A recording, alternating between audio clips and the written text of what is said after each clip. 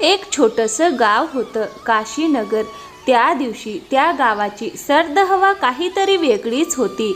रात्री जणू थंडीसोबत एक शांतता, एक उदासी, एकटेपणा हवेत मिसळला होता. गावाच्या घराघरात चुली पेटलेल्या होत्या. भाकऱ्यांचा सुगंध दरवळत होता. रजया खणखणत होत्या. पण गावाच्या काठाशी, जिथे रस्ता कच्चा आहे आणि 2 पावलं पुढे गेल्यावर काळोख पसरतो, तिथे एक जुनी मोडकळीस आलेली झोपडी उभी होती. जणू प्रत्येक जोराच्या वाऱ्याने घाबरत थरथर कापत होती. त्या झोपडीत 2 बहिणी राहत होत्या. त्या दोघी बहिणी जगण्यासाठी जेमतेम काहीतरी काम करून आपला पोटापाण्याचा खर्च भागवायच्या. त्यांच्या झोपडीत भिंती होत्या पण सुरक्षा नव्हती. छप्पर होतं पण मजबूती नव्हती.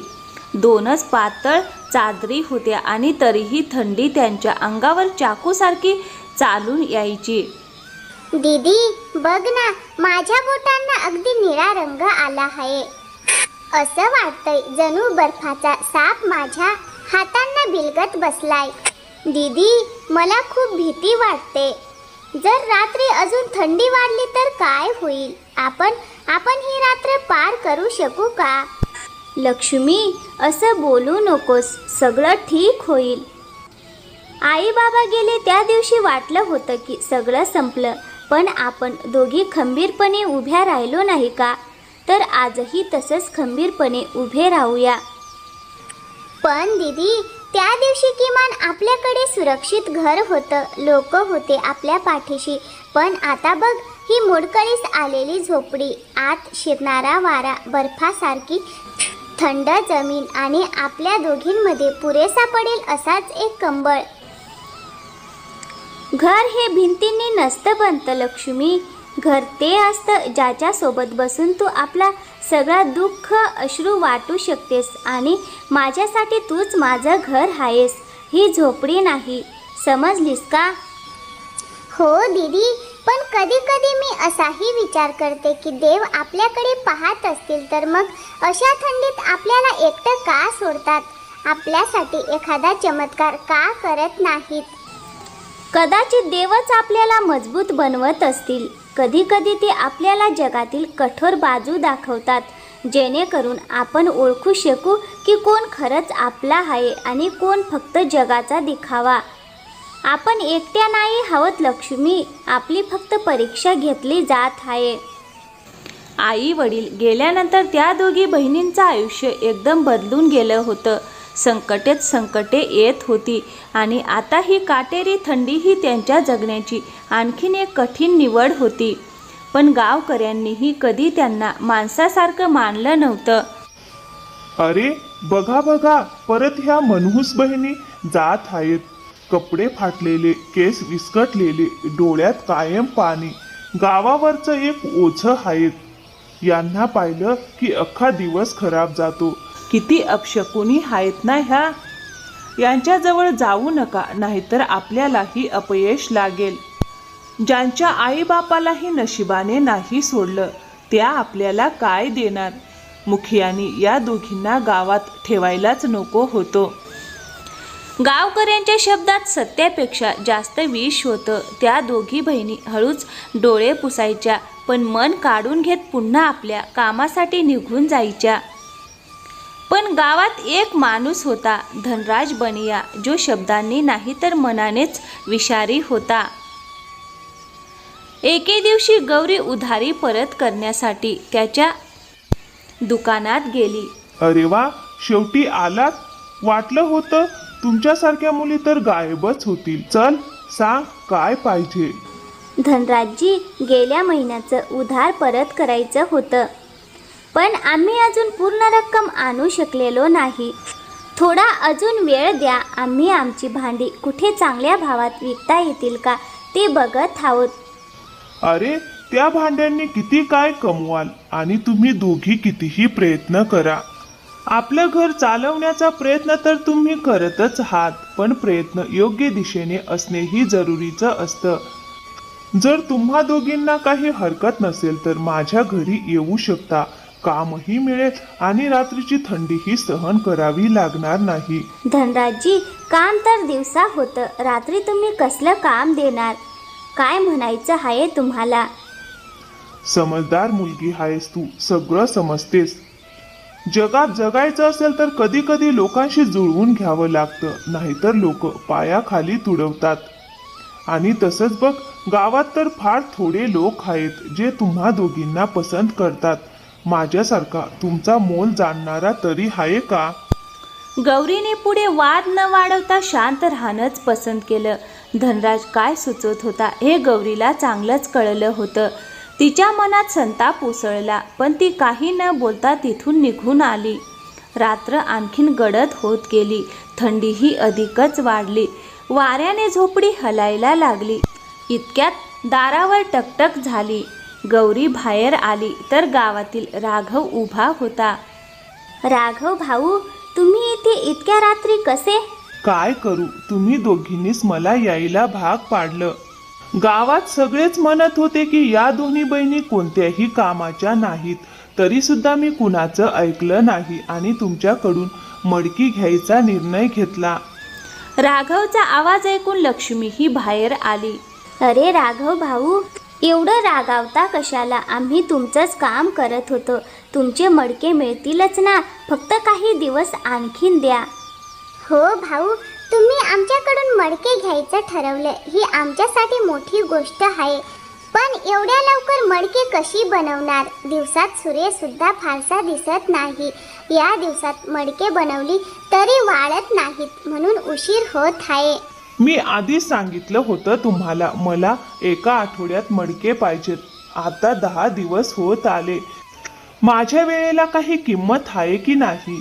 माझ्या मालकाने ठाम सांगितलं आहे, 1 आठवड्यात मडके द्या. पण तुमच्यामुळे मला रोज ओरडा खावा लागतोय. रात्रंदिवस काम करा आणि मला मडके द्या, नाहीतर पैसे मिळणार नाहीत. भाऊ, एवढी कठोरता का दाखवता? आम्ही काम तर करत आहोत आमच्या परीने, जितकं शक्य आहे तितकं. पण रात्री काम करू शकत नाही. अंगावर भलतीच थंडी येते. काय घालायचं तेही काही गरम कपडे नाहीत. फक्त 2 फाटक्या चादरी आहेत. कृपा करा आमच्यावर भाऊ. आम्ही लवकरात लवकर बनवतो मडकी, फक्त पैसे कापू नका. गौरी, भावनिक होण्याची काही गरज नाही. मीही नोकर आहे. मलाही माझ्या मालकाला उत्तर द्यावं लागतं. ते माझ्यावर खूप विश्वास ठेवतात. मी काही करू शकत नाही. उद्या मडके द्या, नाहीतर मी दुसऱ्या गावातून बनवून आणेन. असं करू नका भाऊ, दया करा आमच्यावर. आम्ही काही मडकी बनवून ठेवली आहेत, मातीही तयार केली आहे. फक्त काही दिवस आणखीन द्या. नाही, मला काहीही ऐकायचं नाही. आणि आता या विषयावर वाद विवाद नको. उद्या पूर्ण 30ची 30 मडकी हवी आहेत मला. हे बोलून राघव तिथून निघून गेला. दोन्ही बहिणी आत आल्या आणि चिंतेत बसल्या. दीदी, आता काय होणार? आपण फक्त काहीच मडकी बनवली आहेत. उद्या 30ही द्यावी लागतील, नाहीतर पैसे मिळणार नाहीत आणि इतक्या दिवसांची मेहनत वाया जाईल. वरून उधारीही डोक्यावर आहे. मला समजतं लक्ष्मी, पण आता घाबरता येणार नाही. काम करावंच लागणार. आजकाल कुणाला कुणाची चिंता नसते. सगळ्यांना स्वतःचा फायदा हवा असतो. आणि गावातील बहुतांश लोक तर आपल्याला मनुष्यच समजतात. माहीत नाही दीदी, आपलं नशीब खराब आहे की देव आपली परीक्षा घेतोय. सगळं ठीक होईल. माझ्या मनात एक नवीन उपाय आला आहे. सूर्य नसेल तर काय, आपण आगीवरच हे ओलसर मडके वाळवूया. उद्या तयार होतील सगळे मडके. देव आपल्या सोबत आहे. हे म्हणताच गौरी पुन्हा मडकी बनवण्याच्या कामात गुंतली. लक्ष्मीही गौरीसोबत कामाला लागली. दोन्ही बहिणी रात्रभर मडकी बनवत राहिल्या आणि ती मडकी आगी पुढे ठेवून वाळवत राहिल्या. रात्रभर त्या दोघींनी एक क्षणही न थांबता मेहनत केली. ना झोप ना आराम, फक्त माती, संघर्ष आणि आशा यांच्या बळावर त्या टिकून राहिल्या. एका मागोमाग एक मडकी तयार होत गेली. काहींना किरकोळ भेगा होत्या, काहींमध्ये थोडं अपूर्णत्व होतं, तरीही सगळं काम पूर्ण झालं. रात्र संपली, पण थकवा असा की जणू पोटात एखादा दगड ठेवला आहे. गौरी आणि लक्ष्मी एकमेकींना आधार देत बसल्या होत्या. डोळ्यात अपार थकवा, पण ओठांवर अश्रूंनीही गोड अशी समाधानाची स्मित रेषा. थोडा वेळ जाऊन त्या दोघी झोपडीमध्ये गेल्या. लक्ष्मी, आपण करून दाखवलं. पूर्ण रात्र न झोपता काम केलं, पण काम पूर्ण झालं. पाहशील, थकवाई कमी होईल हळूहळू आणि ही मडकी विकली की आपल्याला पोटभर अन्न मिळेल. थोडा वेळ बस, तब्येत सावर, मी आग विझवते. दीदी, हात थकलेत, छातीत जडजड वाटतंय, पण तुझ्या हिमतीमुळे आणि तुझ्या युक्तीमुळे आपण मडकी तयार केली. आता फक्त उद्या राघव भाऊला मडकी देऊ, पैसे घेऊ, उधारी चुकू आणि उरलेले पैसे घरासाठी वापरू. हो बहीण, पण हे माझ्या एकीने शक्य झालं नसतं. तू नसतीस तर मी काहीच करू शकले नसते. पण लक्ष्मी, तू खूप अशक्त दिसतेस. आधी तू थोडं विसावा घे, मी लगेच येते. दीदीचं ऐकून लक्ष्मी चारपाईवर आडवी झाली. तिने डोळे मिटले, पण झोप काही येईना. तिच्या चेहऱ्यावर पिवळेपणा उतरला होता, जणू शरीरातून सारे रंगच निघून गेले होते. ती स्वतःला सावरत बसली, पण अस्वस्थता प्रत्येक क्षणी वाढत होती. बाहेर सूर्याची किरणं तिखट झाली होती, पण त्या दोन्ही बहिणींच्या अंगातली थंडी मात्र अजूनही तशीच होती, एक भेदक हाडात शिरणारी थंडी.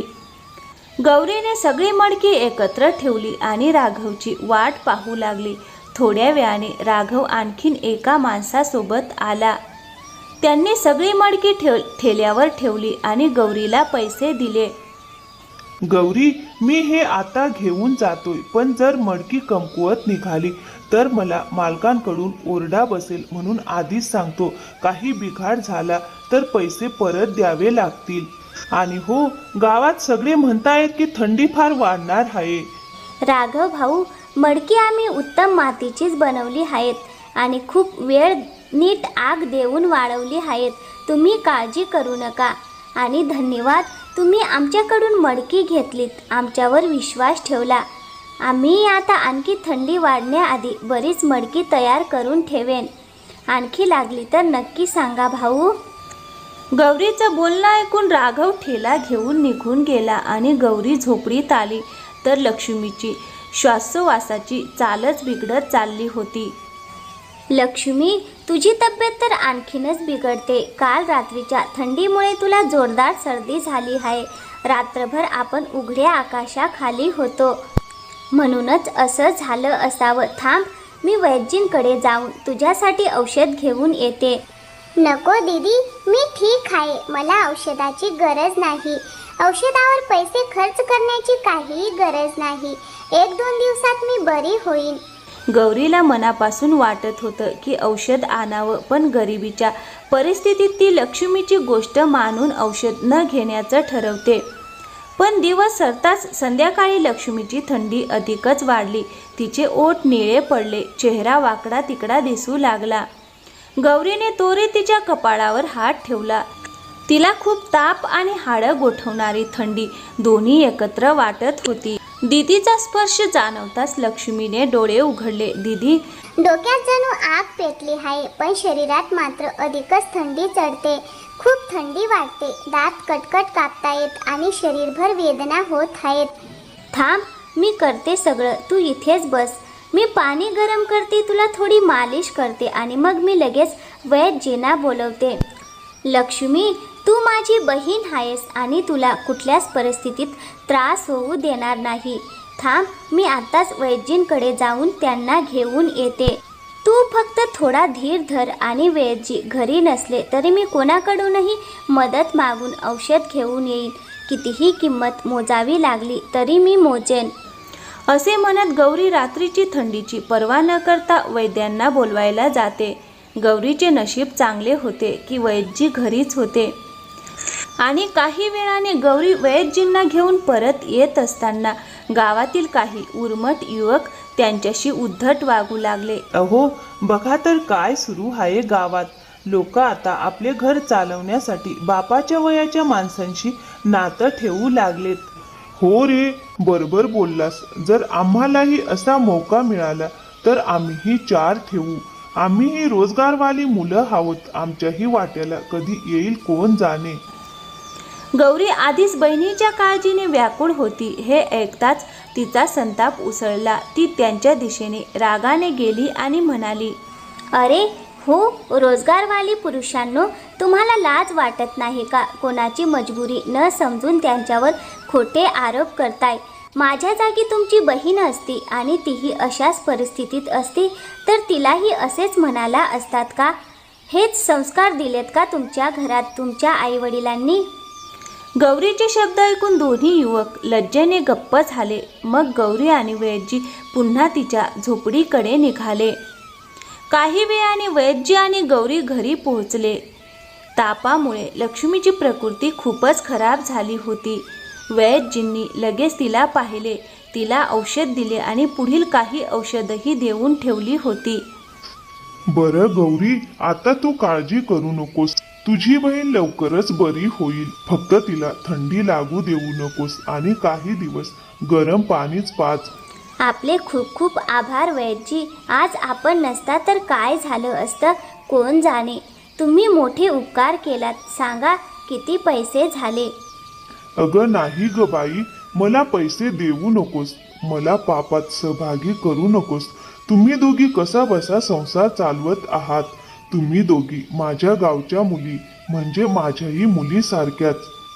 आणि हो, आज तू ज्या धाडसाने त्या उर्मट मुलांना खडसावलेस ते पाहून मला खूप आनंद झाला.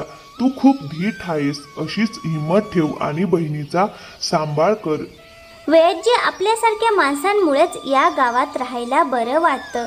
नाहीतर बरेच जण तर आमच्याकडे पाहायलाही तयार नसतात. चला वैद्यजी, मी तुम्हाला थोडं पुढे सोडते. नाही नाही, मी जातो. तू फक्त बहिणीची नीट काळजी घे आणि तिला थंडी लागू देऊ नकोस. मग वैद्यजी निघून जातात आणि गौरी आपला अंगावरचा उबदार कंबळ लक्ष्मीवर घालते आणि स्वयंपाकाला जाते. थोड्या वेळाने ती लक्ष्मीला खायला घेऊन येते. दीदी, तू माझे प्राण वाचवलेस. मला खूप भीती वाटत होती. अचानक इतकी तब्येत का बिघडली हेच कळत नव्हतं.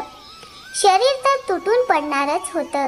अगं पगली, तापामुळे कोणी मरतं का? तू उगाचच घाबरतेस. आता तू बरी होशील.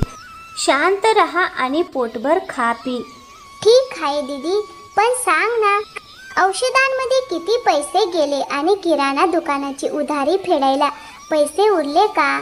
अगं, ते सगळं तू बघू नकोस. वैद्यजींनी एक पैसाही घेतला नाही आणि आता मी ठरवलं आहे की तू थंडीत जास्त काम करणार नाहीस.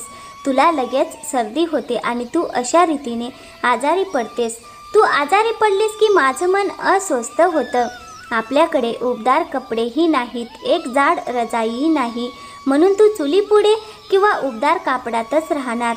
नाही दीदी, मी अशी आरामात बसून तुला रात्रंदिवस काम करू देणार नाही. घराबद्दल माझीही जबाबदारी आहे.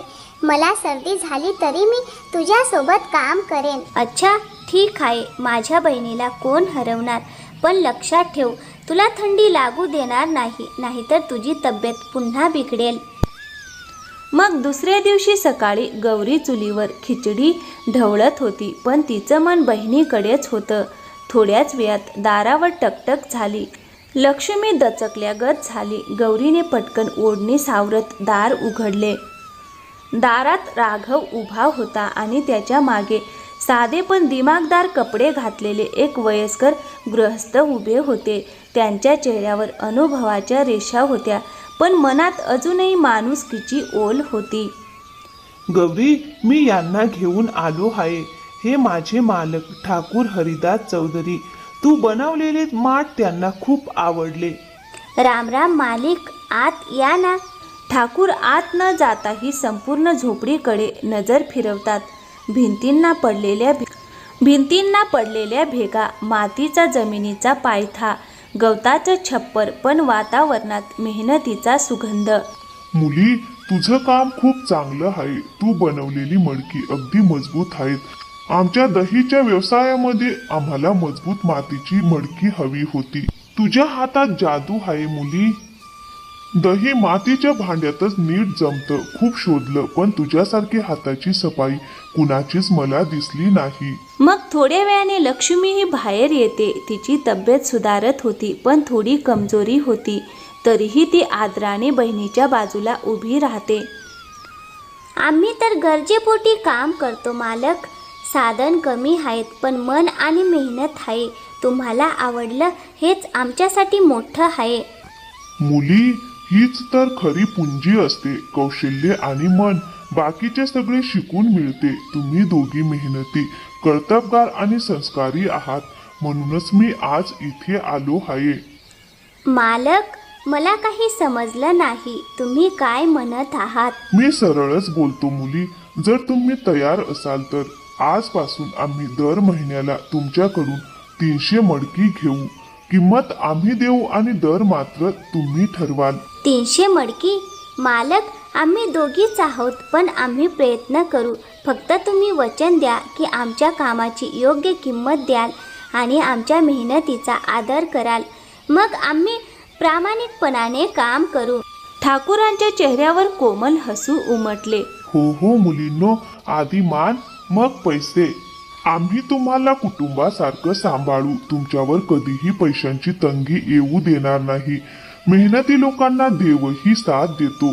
मग राघव म्हणतो, मी तर त्यांना तुमच्याबद्दल सगळं सांगितलं आहे, म्हणूनच ते स्वतः इथे आले होते. हे माणूस म्हणून खूप प्रामाणिक आहेत, कधीच गरिबांचे वाईट करत नाहीत, फक्त वेळेबाबत थोडेसे कडक आहेत.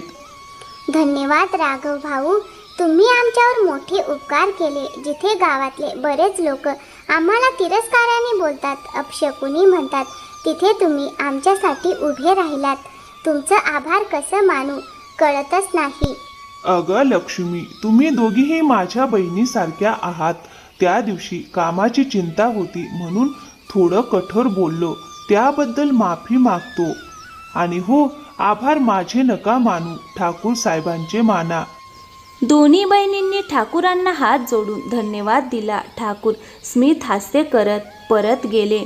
राघव निघताना हळूच गौरीजवळ म्हणाला, गौरी, आता तुम्ही दोघी एकट्या नाही, गाव तुम्हाला आता वेगळ्या नजरेने पाहिल. गौरी शांत उभी राहिली, कारण तिला माहीत होतं लोकांची नजर बदलो ना बदलो, तिच्या बहिणीला खुश ठेवणं हाच तिच्यासाठी सर्वात मोठा हेतू आहे. मग काही दिवसातच झोपडीबाहेर नवं चाक आलं. ताजी मातीचे ढीग आले आणि गौरी लक्ष्मी या दोघींसाठी नवी उबदार रजई. चुलीवर आता फक्त भाकरी नाही तर अनेक गरमागरम पदार्थ बनू लागले. गावभर बातमी पसरली की गौरी लक्ष्मीला आता ठाकूरजींकडून कायम स्वरूपी काम मिळालं आहे. मग लक्ष्मी म्हणाली, दीदी, त्या रात्री जर आपण थंडीतून घाबरून काम सोडलं असतं, रस्त्यात थांबून गेलो असतो तर आज हे काहीच मिळालं नसतं. थंडी बाहेरची असो किंवा नशिबाची, दोन्ही धैर्यानेच वितळतात. आपल्या त्या दिवसाच्या मेहनतीने आपल्याला या त्रासदायक जीवनातून बाहेर काढलं. आता थंडीची कुठलीही अडचण आपल्याला रोखू शकत नाही. आणि हो दीदी, आता गावकरीही आपल्याला मान देतात. त्यांना आपली मेहनत दिसू लागली आहे. हो लक्ष्मी, आता कुणीही तिरस्कार करणार नाही. आता आपण अभिमानाने मान वर करून जगू. झोपडी तीच होती पण भिंतींना नवी माती चोपडली होती. छपरावर नवं फूस होतं. घरासमोर तुळशीचं रोप होतं. हवेत आता गरिबीचा वास नव्हता, स्वाभिमानाचा सुगंध होता. त्या दोन्ही बहिणींनी स्वतःच्या हातांनी आपलं नशीब घडवलं होतं. आता त्या निर्धास्त आनंदात आणि थंडीची भीती न बाळगता आपलं आयुष्य जगू शकत होत्या. तर मित्रांनो, कशी वाटली आजची गोष्ट? आवडली असेल तर व्हिडिओला एक लाईक करा. आणि हो, चॅनलवर नवीन असाल तर प्लीज चॅनलला सबस्क्राईब नक्की करा. थँक्यू, धन्यवाद. पुन्हा भेटूया एका नवीन कथेसोबत.